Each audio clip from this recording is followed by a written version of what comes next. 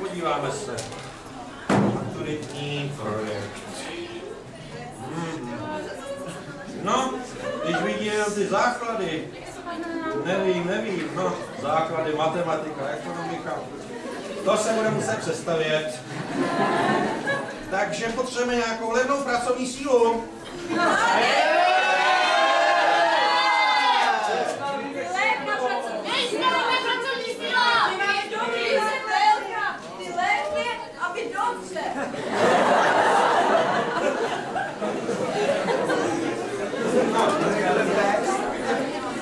Levně a dobře, to ještě uvidíme. Tak řekněte, jak si představujete výstavbu maturitních základů?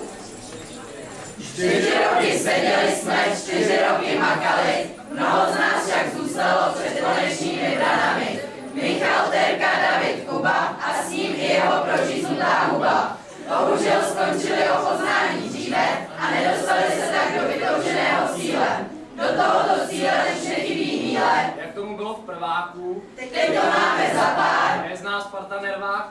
Nebojme se češtiny, matiky ani eka. Snad na nás při zkoušce nepadne deka. Když tak budeme pracovat do Meka. Ale to my nechceme, chceme studovat a naši budoucnost budovat.